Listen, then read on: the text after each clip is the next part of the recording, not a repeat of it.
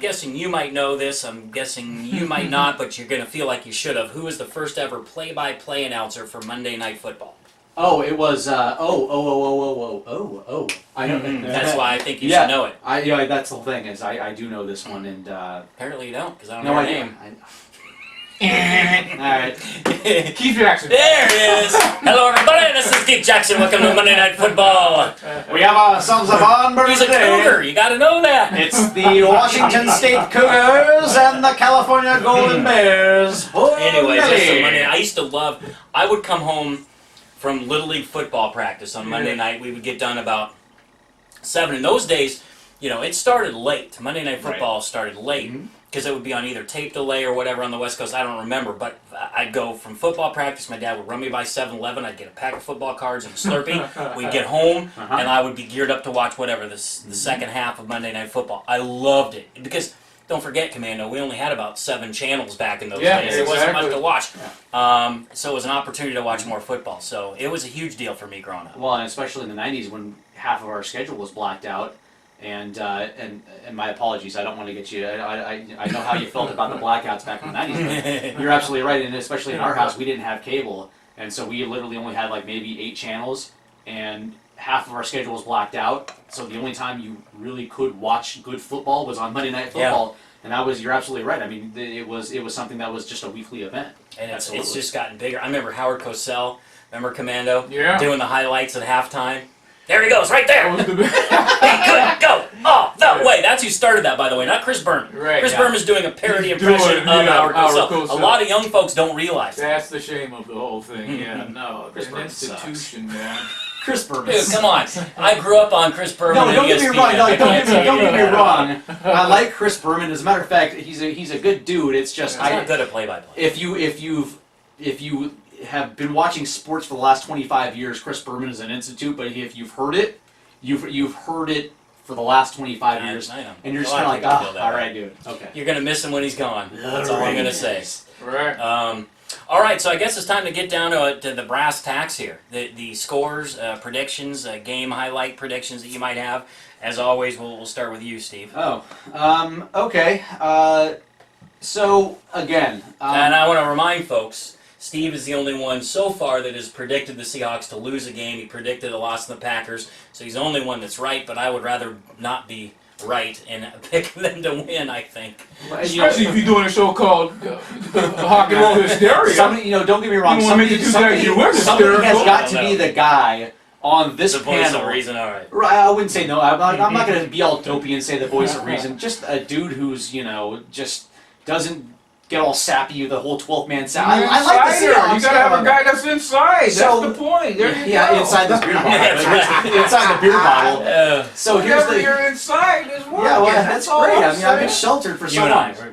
So yeah, right. So here's the thing, right? Last week, as I said, it's an opportunity for the Seahawks to take advantage of a team they know they can whoop. 10 times out of 10, 20 times out of 20. This is the exact same type of situation. By far, the Seahawks are far and away talented.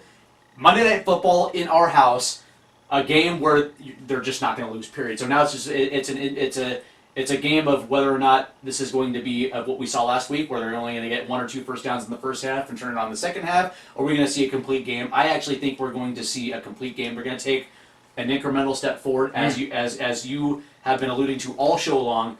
You saw those last week. I think you're really going to see those this week. I think you're going to see a first half touchdown this week. Maybe a couple of first downs thrown in, and I think you're going to see some more sustained drives. That's basically what I'm saying in the first half. And in the second half, you're going to see them just do exactly what they do. Seahawks, 28. Lions, -6. No, I'm just playing. 28-10 Seahawks. 28-10 Seahawks. 4 touchdowns for the Hawks. Do those all come from the offense, or do we get a special team or a defense touchdown? You already know we're going to get a special teams touchdown. You already know that's going to happen. But I'm going to say it right here that it's not going to be Tyler Lockett. You know how it's going to happen? Blocked punt. Ooh. Blocked punt, return for a touchdown. You heard it right here, ladies and gentlemen. I'm going blocked punt. Hysteria. Well, I think we're looking at about a 27-17 type of game with the Hawks taking it. I think, you can't have a game where Steven Hauschka doesn't kick a field goal, especially since he's on my fantasy team, so I need to factor that into the equation. I see. But I expect Steven Hauschka to get a field goal. I know. We got the listen, fantasy angle. I have Lynch, Graham, and Hauschka. And starting Lynch last week, that hurt me, but I still won. You drafted all Seahawks? No, I just drafted those three. Okay. Listen, I win my league every time because I'm a genius when it comes Like to a fantasy football. Marshawn Lynch. I have two skills in life. The cliff. The show's going off the cliff. know. You start talking about fantasy football. I got two skills in life: foosball and fantasy football. So I got which one do you want me to talk about? Really? You don't like fantasy? We're I've never played it down. Oh, Are you kidding me?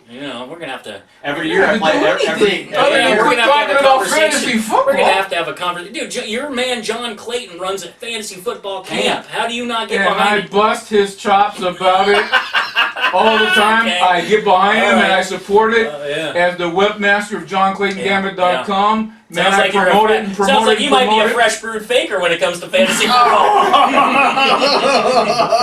Guilty, Your Honor.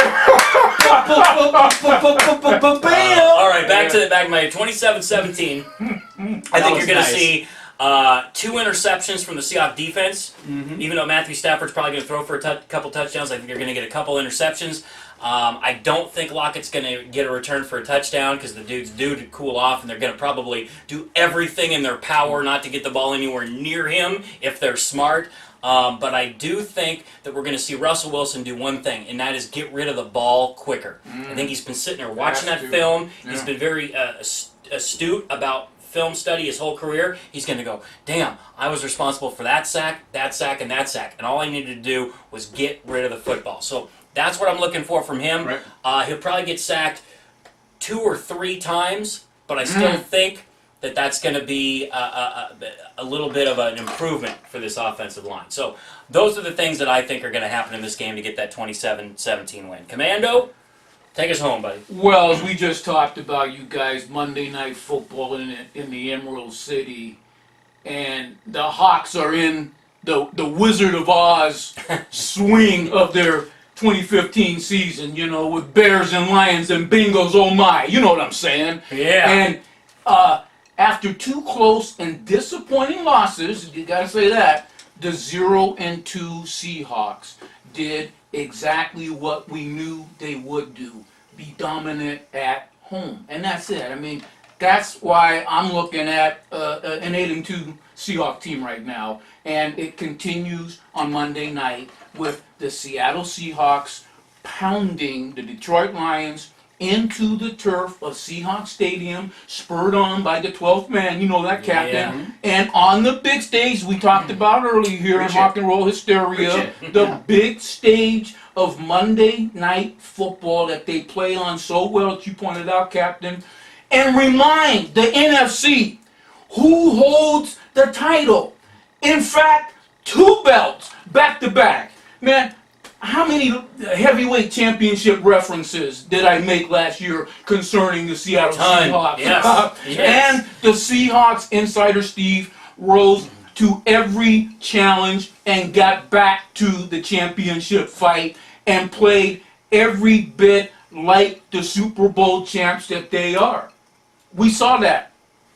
They didn't get knocked out. Nope. Man, that game went to the decision or to the scorecard of the judges. Yes, it did.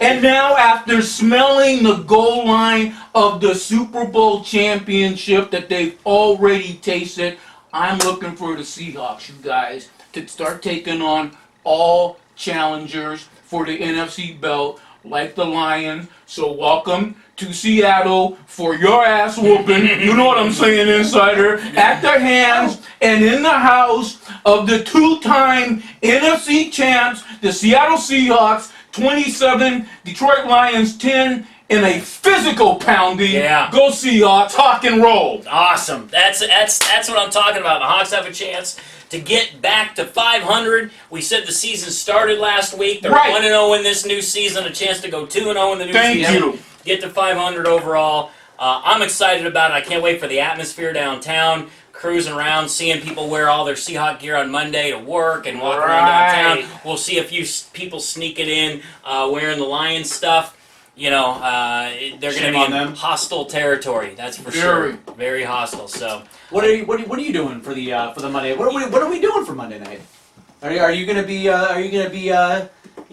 exclusively posted up somewhere? Are you going to be in the bunker? I have not. Are you hosting like Seahawk karaoke somewhere? What are you doing? I have not even made a determination. I'm deep undercover in the bunker of behind the scenes of Hawk and Roll Hysteria. So if I get a chance to watch the game, well, I'll know when it kicks off. How about that? I've been to every Monday night football game that's been played at CenturyLink Field since 2001. The captain, ladies working. and gentlemen. This will be my first to not be there. I'm either going to be at home by myself in front of the TV, or I'll be at a party or something. That's what about you? You actually have the day off. I do for a Seahawk game. I do. I'm gonna be at home drinking and talking shit on social media just because I mean it's what he likes to do. No, I mean, no, you're right. I do.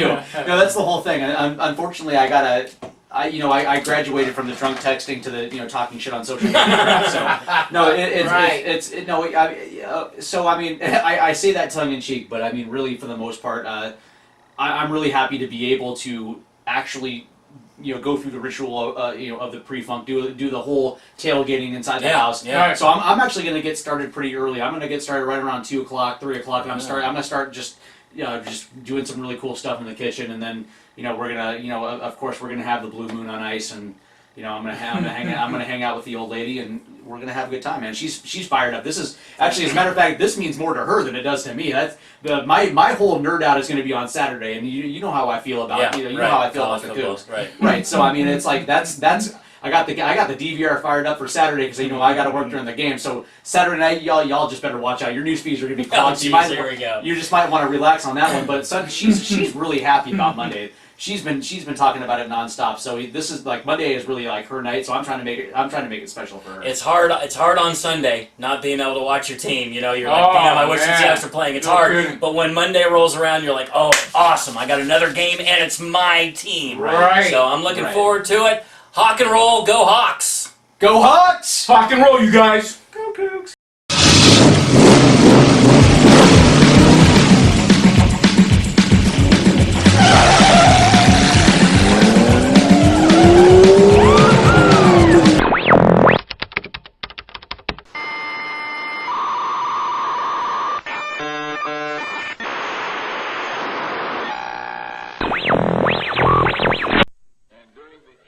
That we have left, we want to talk right down to earth in a language that everybody here can easily understand.